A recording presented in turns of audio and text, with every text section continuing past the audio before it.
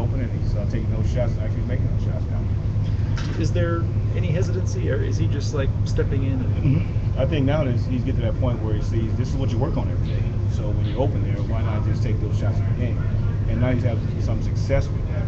So that's always when you have some success with it. I think coming out of training camp, he wasn't having that success. So he went back to his old nature, trying to drive, overrun some guys and stuff like that. But I think now, knowing that we were spacing the floor a little bit more, he's going to be open because team is still not 100% sure that he's a shooter yet. But if he keeps making those shots, now it comes back to where you have to get up on him. And now the skill that he has, being able to break somebody off the dribble, becomes really, really efficient for us. I know Outlaw had a solid game the other night. I take it you want to see more of that from him the rest of the year. Just talk about that. Yeah, well, Travis and also Garcia, these are guys that have just continue to work every day. Every single day, whether they play or not play, you don't know if they're not playing 35 minutes or 5 minutes or 0 minutes. And Travis is one of those guys. And Portland game was a situation where I thought, he may be, at a need for us. And when that game had played, made shots, made some plays, both on offense and defense. So as we keep moving forward, we're trying to play catch up now. We're trying to regroup our team and play catch up a little bit. Having guys suspended, having guys out with injuries and all that. But with him coming in, filling a role that we needed at that point, I mean, those plays he made in that game broke the game open for us. Look at the Marcus that last game and some other games.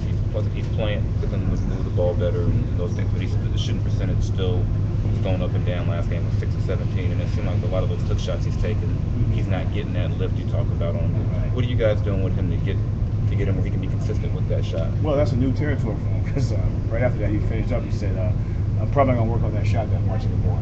Baby, you are right at the middle of the rim. You can't get anything better than that. But you know what we did? We right on the plane that night, going back, flying here the next day, we got him in a film session right on the plane. And right away he saw that and saw, wow, I'm right here. All I got to do now is just distance, timing on it now because you're getting where you want to go. Your shot's not getting blocked. And you just have to finish that little play because the shot was the right shot, like a real NBA shot of a big man trying to put the ball in with a jump hook. And now we just got to refine that. That's all it takes. And we showed him that. And I think we got it back again. Probably pulled off one tonight. But I think what I was doing a little bit too much of, and our team was doing, was trying to load him up with post-ups. Put it down there, let him go try to do something that he's not ready yet for. And I thought we got to get him because he is a guy that can play out on the perimeter and move toward the basket. So I think the way we played over the last couple of games, we started being on the move a little bit more. And now him catching the ball on the move because he still pretty much has kind of perimeter skills to do that, as opposed to just trying to back a big guy down and then trying to use that skill that he's developed, trying to develop. Because he has struggled off and on with the shot. Was it important for you to get him to say, no, don't back away from that? Because he had, remember, at least 4 or 5 real good ones. Great ones. Yeah, you said because you miss a few, don't change it. Don't change the work. Once again, we're in a society now where it's instant gratification. Hey, I worked on this today. You should have worked tonight. Hey, it's a process. It's a process. Different guys are going to push you off of that comfort zone area, and now you have to stay true to the teaching that you're getting and the work that you have to do daily on that shot. So when you're around the basket, because that's going to benefit us as we keep moving forward, but it's going to benefit you and us and your career. And you lock down to a go-to move that you can count on every single night. It goes beyond even that quick shot. When you look at his numbers from in the paint, in mid-range, all 3 years, I mean, boy, they're low. And you look at his numbers. I mean, he could be 20 points a game, or more if he gets that up a little bit. How frustrating is that? Is there a reason why he can't seem to connect on that? I think because a player at the moment doesn't see himself as a big man. He's just big. Right. Because he has skills that he can. This guy can handle the ball just as well as some guards in our league. I don't like him to do it a lot, but he can do those things. Right. And he doesn't see himself in that frame of mind. I played over in Europe for a couple of years and saw these big 7'2" guys handling the basketball. It was strange for me to see that because here in the States, you're not supposed to dribble, you're not supposed to pass it. Right? Just go to the post up, get close to the rim. That's not even a concept over there. Look at the guy you have here, Dirk Nowitzki. Right.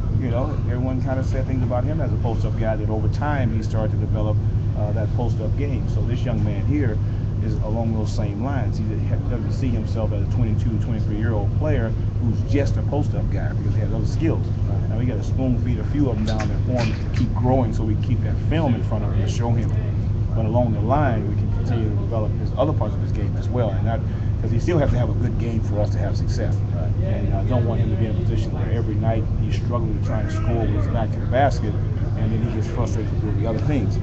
I've shared with him, I won't talk to you again about scoring tonight, but I always say you need to go out and get 20 rebounds. Get 20 rebounds. If you go out every night with the mindset to get 20 rebounds, you probably finish up with around 14 rebounds and probably 18 points, because you got to have energy to go get those rebounds. Is he maturing in the sense of being coachable and wanting to improve that percentage? He's coachable. You know, you just spend a little more time coaching him, but it's good because he'll take the criticism, and he and I got a good relationship because I can come at him pretty hard, and we'll respond and not talk for a day, and then we'll come back around again. So, but I just think that I think he respects me, and he understands that I'm trying to get him to be one of those guys that he wants to become.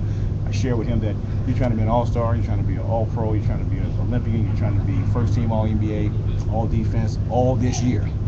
That's over the body of your career that you have to work toward that. This is focused right now on being one of the best rebounds in the league right now, and then everything else will come to you as you move forward with your career. Did you give Tyler Honeycutt a pep talk or something last? He and I have been talking and texting each other and saying just to keep working, keep playing hard, working hard. We are paying attention to you, monitoring what you're doing. Just keep working out there. And I got a great text from the coach and from the team owner down there saying, boy, he's been pleasant to be around. He's working hard. And I think